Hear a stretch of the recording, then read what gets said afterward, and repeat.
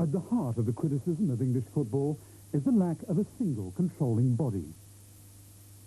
The Football Association, represents it at international level.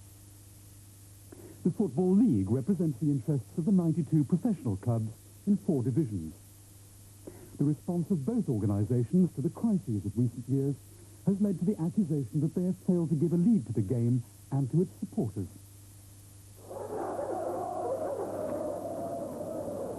The climax to a season of discontent came at Newcastle's last home game, with a mass protest by angry and embittered fans. This demonstration was provoked by the team's relegation, but it's underpinned by a whole list of grievances. And in the absence of a lead from the FA or League, it's the club's board which takes the blame. It's not concern over safety which infuriates the supporters. It's the club's attitude to the fans on the terraces. The expensive new roof does not extend to cover the fans who stand. The toilets on the terraces are, the club admits, a disgrace. But the board say it would cost £200,000 to improve them. And if they act before the recommendations of the Taylor report are known, the money, they say, might be wasted. The toilets every match, they seem to overflow. They don't seem to realise that if you spend a little bit of money treating people better, then they will act better. And if you move on to the Gallagher end, which is the main stand area at Newcastle, I think that the toilets have to be seen to be believed. If they've been updated since the 1930s, I'd be very surprised. We've got a new Milburn stand, which the chairman says is great facilities for the fans, but I mean, what fans does he mean? 300, I can call the executive boxes, the pre-match meal, etc. What about sort of every Tom, Dick and Harry who stands week after week in the Gallagher end, just even in the benches in the front end of the seats in both stands, and it still gets wet. It's a disgrace, really. You've got a situation here where we're in the top 6 crowds in the country, and we've got a second division stadium, we've got a 4th division team, and a non-league set up in the director's room. Yeah, it's just not good enough. Right, as you all well know, it should know, it's Newcastle v Millwall. What has changed since the 30s is the police presence, a reminder that hooliganism has diverted resources that could have been spent on the ground. Information coming in would suggest that there could be some form of demonstration before, during, or after the match on TV, and all 3 times. But today, the fans are being checked for weapons, not in case they fight each other, but in case they can't suppress their anger at the men who run the club. There have even been death threats against the chairman.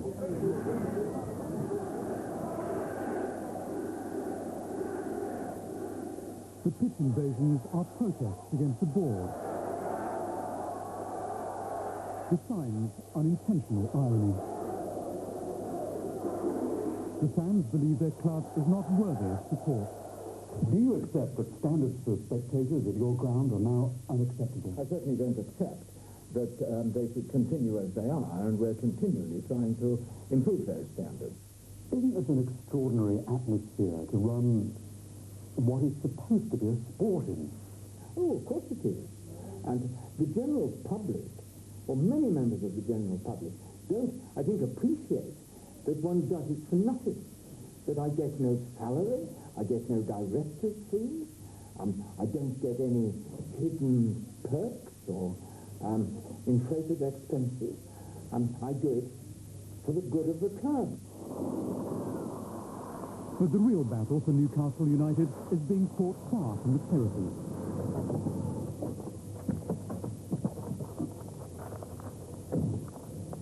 This mansion was built for the Marquis of Londonderry.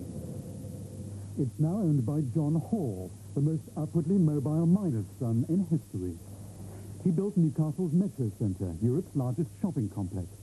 Now he's leading a campaign to take control of the city's football club. Newcastle United was set up a century ago, with 2,000 shares, then worth 50p each. So far, the Magpie Group, as they call themselves, are estimated to have spent £2 million, buying the rights to a third of the shares from local families who've inherited them. John Hall says it's a crusade for the ordinary fan. The ordinary man in the street, the ordinary supporter, the customer. has to think something else. I must stand up and be counted and say, your service is not good enough. Well, I'm not going to come, but it's not happening fast enough. He says it's part of a Thatcherite revolution. I think that change has to come. It's inevitable. It's happening everywhere, change. It's happening in the economy, in the professions, and soccer's no different. There's still, I believe, a 19th century attitude towards the game by many, many people, and I think that if they don't recognize what's happening, the changes taking place in the world, and it's a global village in everything, and if they don't recognize this, then in a sense they either have to set aside or be pushed aside. If I believed that Mr. Hall was going to be good in the long term for Newcastle United, I'm all for football if it comes to that, then I would have been speaking to him a long time ago, because I could do without this hassle. From the terraces, this battle between old money and new may seem remote. But as the fans know, the real power in football lies in the boardroom. And when power is so heavily fought over, it is not lightly given away. This is the heart of football's problem.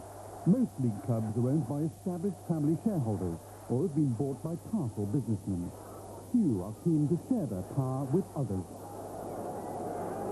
They know how to run their own club, their own businesses, and make a hell of a success at it. And therefore they think they know how to run everything else. You know, because they've made a success in their own business and personal lives, and still got 92 people like that. Does that mean that they're the ideal people to run football? Of course they're not really. That's the last thing they are. Professional football is run from this house in Lytham St Anne's. Football League. It's the headquarters of the Football League. The 92 club chairmen elect a management committee from their own ranks to run the league. But since its foundation over a century ago, the chairmen have been unwilling to delegate their management committee any real authority. Today, the league says it would like to give the fans more say in running football, but it claims it has no power to do so. The Football League can do nothing about that. Why not? Because to get a regulation through to say fans must be had regard to involves a two-thirds majority, and too many clubs would not want a dictatorial power making them listen to fans without knowing in advance what the fans are going to talk about. We would never get it through. Isn't that a classic example of a failure of leadership? It could well be a failure of leadership, but you've got to bear in mind our structure is such that it's no use someone just leading unless you can persuade two-thirds of the club to follow it. We've had our structure for 100 years. There are 92 separate legal bodies, and you cannot force them to do anything which is not already in the rule book. The league recently commissioned consultants to attend the management committee meeting. Panorama has obtained their report. The consultants found confusion, a lack of clarity on what had been agreed. Important topics had been overlooked. Anti-hooliganism was addressed only very briefly. We would expect the management committee to take every opportunity to be seen to be taking a clear lead. Overall, they found the meeting was not one of a board devoted to planning and policy setting.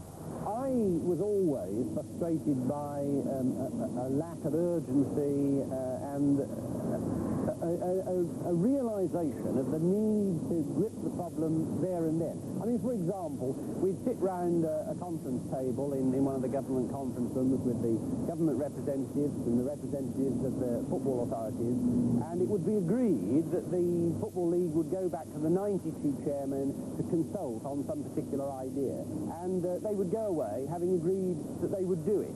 Then perhaps a week or 2 weeks later I'd ask my officials, well, what's happening with the Football League consultation, and they would come back, the Football League having said that there was a problem over putting the questionnaire together or the particular sort of question, or they hadn't been able to get it out instantly to the 92 chairmen. And there was always, it seemed to me, a problem of delay, most frustrating, and it really makes one feel desperate. There is no willingness to tackle the problems of the day.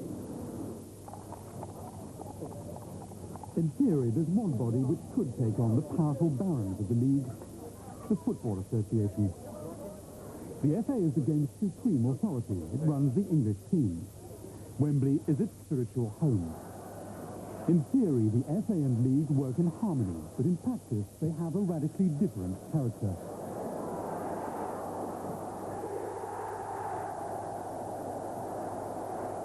In essence, the Football League represents the emergence of the game of football from its working class origins, from the back entries of Lancashire and Glasgow and indeed Sheffield. The FA represents the emergence of the game in rather posher quarters, from the public schools, from the young gentlemen who like to play it, from the game of rugby without holding the ball, as it were. And I think still those differences are reflected in the two organisations. The Football Association's ruling council meets 6 times a year at Lancaster Gate in London. It also has 92 members, each of whom has 1 vote. There's a chairman, a vice-chairman, 6 vice-presidents, 10 life vice-presidents, men who can stay in the council indefinitely, 10 divisional representatives, 4 representatives of the Commonwealth, 7 representatives of the Professional Football League, and 53 association representatives, the vast majority of whom come from individual county associations. On the Duke of Norfolk's estate in Arundel, the County Football Association in Sussex are holding their cup final. John Davey is their representative on the FA ruling council. It's men like Mr. Davey who form the majority on football's ruling body. They represent not the big league clubs, but the amateur game, the rural heart of English soccer. In Sussex, up to 15,000 people play in matches like this. Its county association represents over 800 clubs. For Mr. Davey, the amateur game is football. No terraces, no hooligans, and minimal confrontation on the pitch. In Sussex, they insist the amateurs should have more seats on soccer's ruling council than the professionals of the Football League. The ruling body is for all football. The ruling body isn't just for the Football League. The ruling body is for all football. But most of football is a big club. Why should you be in a position to govern the big clubs, the Football League? Most of football is not the big clubs. Most of the football is outside the Football League. There's football all over the country. What can you bring, though, to the management of football that the professionals can't? I'm not saying I can bring anything that the professionals can't, but I can bring experience of 30 years administration in county football.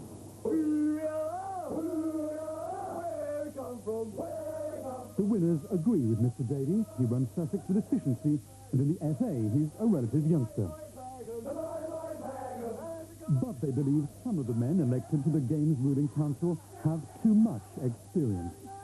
It's a young man's sport, and I think, we've got to get young people involved, even in the administrative side. Some people say the people who the counties elect are too old, too conservative for the good of the Well, I game. do know some of them, and I might have to say that you're right on that, yeah. It's a hell of a job to run a county. So the people who spend time in doing it, they are the people who are likely to be elected by the counties to the Football Association. And they come up yearly, and some of them are getting very old. But they are all people who have spent their life in football. They haven't suddenly got there. They haven't bought their way in. They haven't got there because they were someone prominent in industry or society. They've got there because they come up right from the grassroots.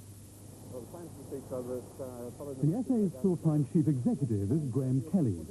It's his job to run Saturday's Cup final. He must also defend his ruling council against the charge that many are aging gentlemen amateurs, ill-equipped to govern the professional game. Should the professionals in the Football League be governed by the amateurs of the Football Association? Well, the professionals in the Football League are not, in fact, governed solely by the amateurs of the Football Association. The FA Council is a very broad parliament representing the interests of everybody involved in the game. But can the amateurs govern the professionals? It's not a case of the amateurs governing the professionals. The professionals are well represented on the Council of the Football Association. It is a democratic organisation, and it works particularly well, in my view. But the amateurs are in the majority.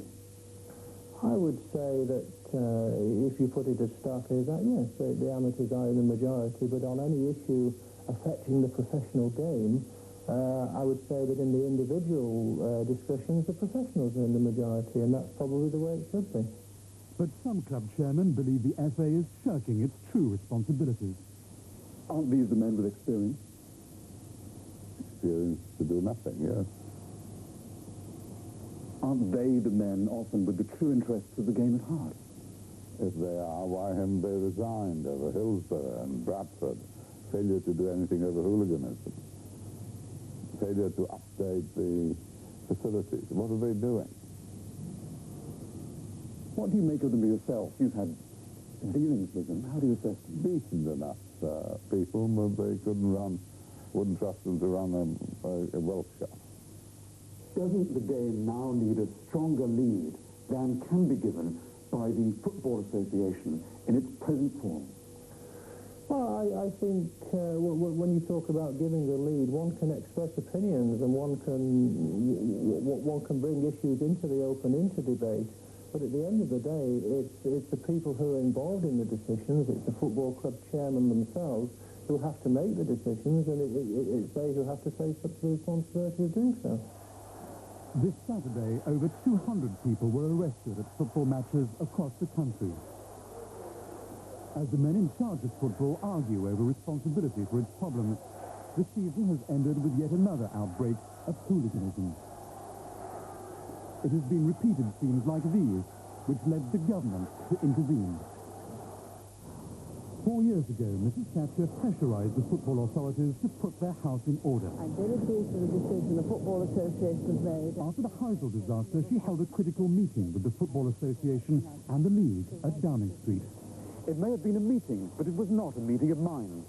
The men who run football believe the government was intervening in a game it doesn't understand. The government believed the FA and the Football League were proving incapable of decisive action. Hooliganism was the issue which provoked the government into imposing its will on the game with a compulsory national membership scheme. Now, after Hillsborough, the government seems certain to widen its control over the way football treats its fans still further. Impatient and often privately contemptuous of football's leadership, the government has turned to the one league chairman who is a Tory MP. The chairman of Luton Town, David Evans, has used hooliganism as a spur for an open assault on the way football is run. His views are widely said to be echoed in Downing Street. What do you make of the Football League, the quality of the leadership? How would you describe it? 0 out of 10. 0 out of 10? Yeah. Why? Because of what's happened to the game. Lost half its spectators, half its number of playing professionals, half the number of the people in the game.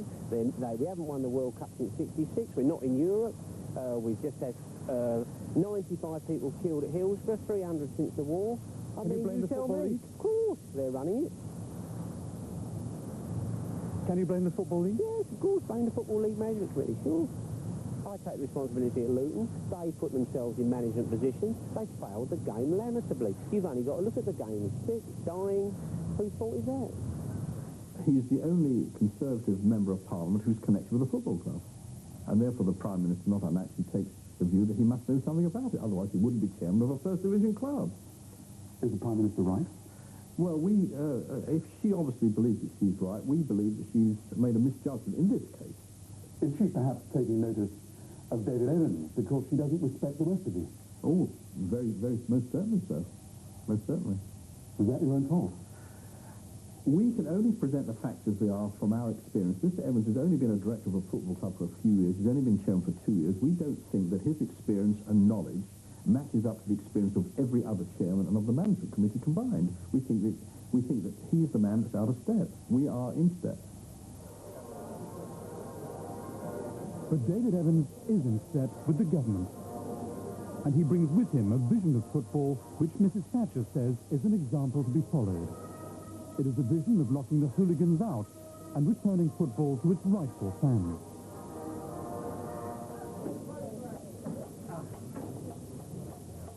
Luton is the first British club to introduce a compulsory membership scheme. It has succeeded in making each Luton match an occasion for the family.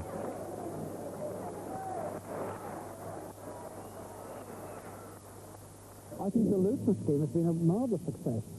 The supporters now can come and watch football in a sensible family atmosphere, and I think equally important, the people of Luton can carry out their normal day-to-day life on a Saturday without the threat of themselves or their property being damaged by a certain element of people coming to the town.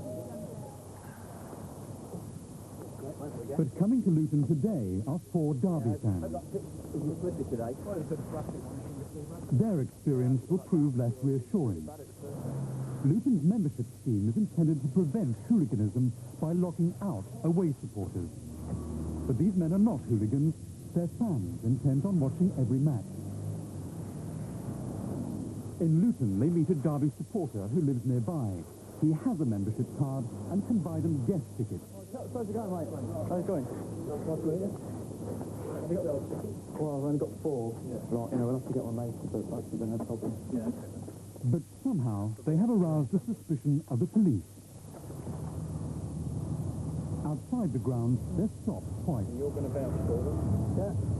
You're going to be taking them into the ground and remaining with them the whole time? I've got tickets that say they're my bona fide guests. You're going to be with them the whole time? I'm going to be with them the whole time. I'm not making. It's all right. Is that all right? You know, all right. Both sides are within their rights. But for the Derby fans, their afternoon has turned sour. We just stopped us in the street, checked the membership card, phoned it through to obviously the club to see whether it was valid or not, and to see whether the membership was actually from Luton. And it's totally wrong. I mean, we're coming out for a day on a Saturday and you keep getting stopped by the police. I mean,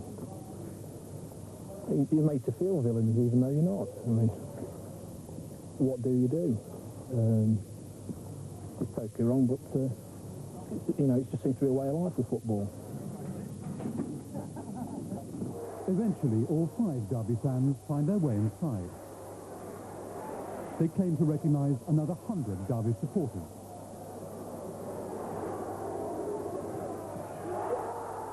But it's too few to create any sense of atmosphere.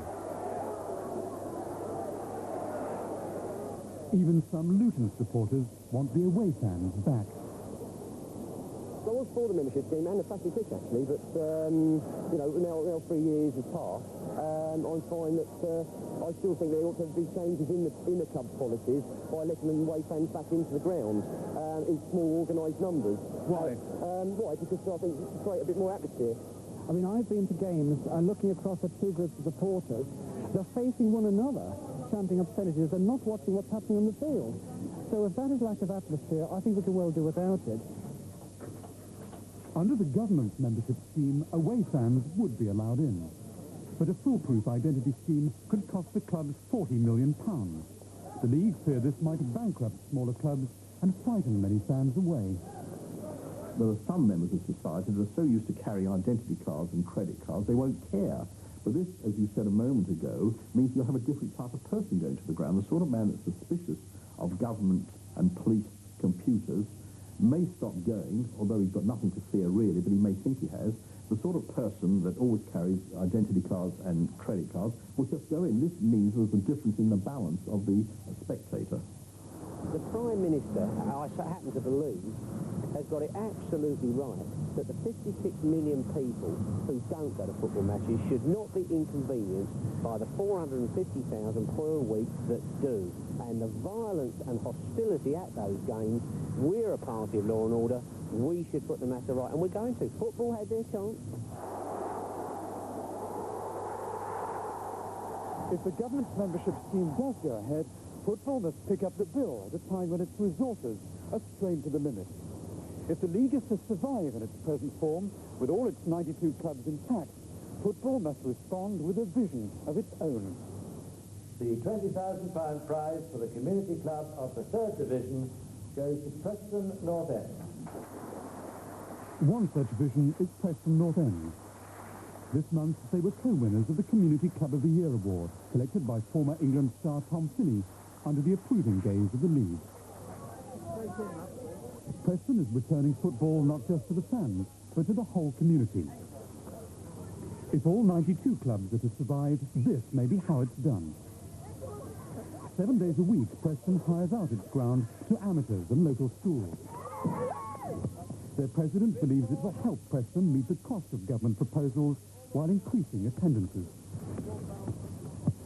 The message is that we can look at the ground today and see the number of youngsters that is a ground. It is a community-based game, is football, and always has been, right from my day, where the community are involved in this. Is a national game, and all said and done. And when we look today and see on this pitch, we're not only watching youngsters playing football and training, we're also watching girls playing hockey. And so the message is that it is a community-based game, and I would say we've got to look at Preston as an example, and it has been a huge success here. 1 and 9, 19. For Preston, it's football's roots in the community which keep it alive.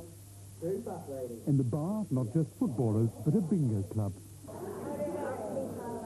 That's better if you've got the leg. Oh, yeah. If the community can't come in, the club go to them. Today, they're helping the partially sighted. It's lovely. You know, it's nice to see even the old age pensioners come up, and, like, when the weather's nice, they take them up to the lake, or they take them to Blackpool, or if it's raining, they have a little dance, a game of bingo, and they still enjoy it.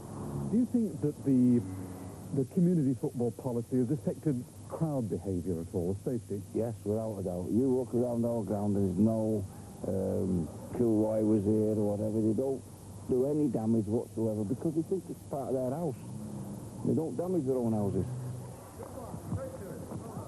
Preston keeps alive the traditional view of the local club with loyal supporters in the heart of town.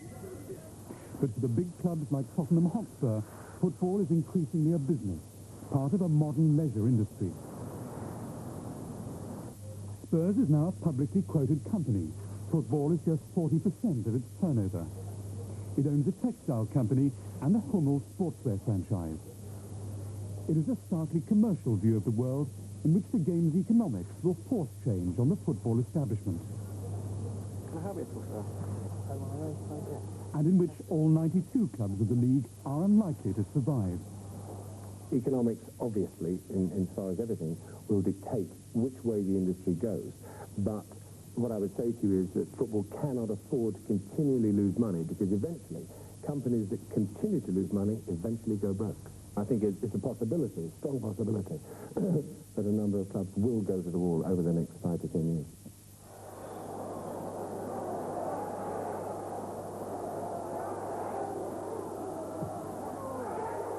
But the new economics of football may also affect the fans. Spurs have now replaced standing room for 3,000 with sponsored boxes for more profitable executive spectators. Okay, let me please allow to show you some of the facilities we've got here at Tottenham. Of course, we've got the girl here looking after us all day long, serving the meal. We've got the crowd control here that we can actually bring the volume so that we feel as if we're part of the terraces, actually. We've got the TV set that we use for the action replays after every goal. We swing the seats round, and yes, we can view the goal here. After that, we've got the other facility of the lunch, that we have a superb lunch, a lovely four-course lunch. Enjoy the beer and the wine. But of course, due to the regulations, we have to stop serving the beer 15 minutes prior to the kick-off. We've got coffee, which is available all afternoon. Then we move out to the front here, and we've got the superb viewing facilities of actually seeing the game here and feeling as if you're part of the actual territory. But White Hart Lane is a controversial model for the future. Some feel it would change the nature of the game. The commercial option that Spurs have adopted is not of its own nature something which we would push aside. It depends how it works for the people who love the game. If what they are offering us is to box the game inside one big executive area, then I feel it's rather like driving around India in a Mercedes, where one can wind the window down a little bit to let some of the smell through. That if that's what they want to do to the game, then the game will die, because all the value which the game has is given by the spectators. If we were not to have 36 executive boxes at this ground, we would have to increase our standing average gate by 15,000 every single game to give us the income to compensate for the 36 boxes. Many people believe that the real fans are the ones on the terraces. They're the ones who give its game the real value. And the more boxes you build, the more likely the game is to die on its feet. I think there's a slight fallacy. I think that the real supporters, those that actually support the game, week in, week out. Doesn't matter if they stand or if they sit. There are many seated season ticket holders that have attended their football clubs for the last 20, 30, 40, 50 years, and they're every much a supporter as the person who stands on the terraces and endures, perhaps, in certain instances, very poor facilities. Like every club, Spurs observed a minute's silence in tribute to those who died on the terraces of Hillsborough. It was an uncanny reminder of the power of the spectators, tangible even in silence, to create the atmosphere which makes football our national game. But if professional football is to survive in its present form, its leadership must prove that Hillsborough is not a symbol of a game locked into irreversible decline. The leadership of football over the years are the very people that have brought about, are responsible indirectly for the disaster and every disaster that has befallen British football. They failed to deal with the hooligan when he was still dealable. They failed to provide money to update and modernize the facilities. They're the people who have the power. They've not used it. The disasters are small in number, which is not to say that they shouldn't have occurred, but we have disasters throughout life. I mean, and most people that I know have a motor car, and we know that there are thousands, tens of thousands of motor car accidents. If we could eliminate, we would. Equally within grounds, if we could eliminate the trouble, we would do so. We do our best. The number of incidents, although there are still too many, are minimal compared to the total number of attendances. At Anfield, the fencing has come down. Soon they'll put in seating on the Kop. Football may now face a safer future. But it's a future over which the football authorities have increasingly little say.